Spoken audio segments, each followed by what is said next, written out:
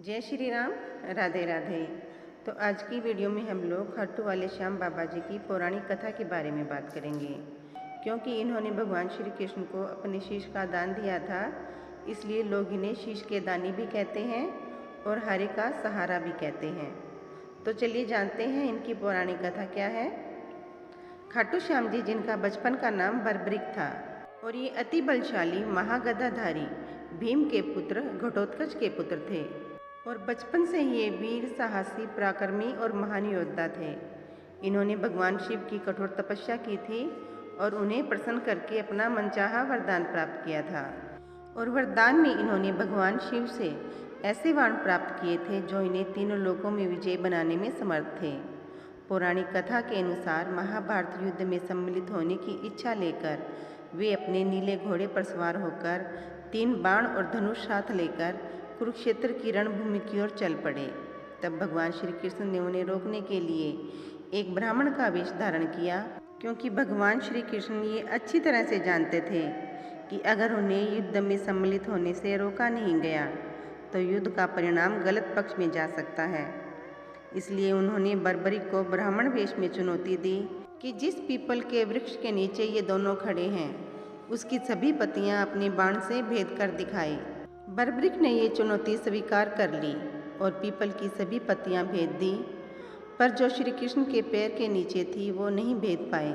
इसलिए उन्होंने प्रार्थना की कि अपना पैर नीचे पड़ी हुई पत्ती से हटाएं। ब्राह्मण रूपी श्री कृष्ण ने पैर हटाने से मना कर दिया। पैर हटाने के बदले में भगवान श्री कृष्ण ने बर्बरिक से एक दान मांगा, तो उसने भी उन्हें वचन दे दिया कि वह उन्हें दान अवश्य देगा। ब्राह्मण ने उनसे शीश का दान मांग लिया। वीर बर्बरिक ने सोचा कि ये एक साधारण पुरुष नहीं हो सकते। बर्बरिक ने सोचा कि कोई भी साधारण ब्राह्मण इस तरह का दान नहीं मांग सकता। अतः उसने ब्राह्मण से अपने वास्तविक रूप में आने को कहा। तो ब्राह्मण रूपी श्री कृष्ण अपने वास्तविक रूप में आ गए।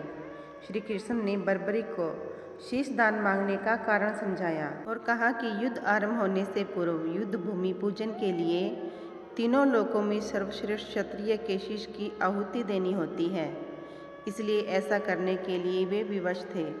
बर्बरिक ने उनसे प्रार्थना की कि वे अंत तक युद्ध देखना चाहते हैं, तो भगवान श्री कृष्ण ने उसकी यह प्रार्थना स्वीकार कर ली और भगवान श्री कृष्ण ने इस बलिदान से प्रसन्न होकर बर्बरिक को युद्ध में सर्वश्रेष्ठ वीर की उपाधि से अलंकृत किया। उनके शीश को युद्ध भूमि के समीप ही एक पहाड़ी पर सुशोभित कर दिया गया, जहां से बर्बरिक संपूर्ण युद्ध का जायजा ले सकते थे। तो दोस्तों, फागुन माह के द्वादशी को उन्होंने अपने शीश का दान दिया था और इसी प्रकार वे शीश के दानी कहलाए। और इसी तरह भगवान श्री कृष्ण वीर बर्बरिक के महान बलिदान से काफ़ी प्रसन्न हुए और उन्हें वरदान के रूप में ये कहा कि कलयुग में तुम श्याम नाम से जाने जाओगे।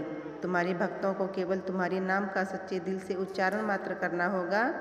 यदि वे तुम्हें सच्चे मन से और प्रेम भाव से पूजेंगे तो उनकी सभी मनोकामना पूरी होगी और उनके सभी कार्य भी सफल होंगे। और आज इस कलयुग में हारे के सहारे श्याम बाबा की बहुत मान्यता है।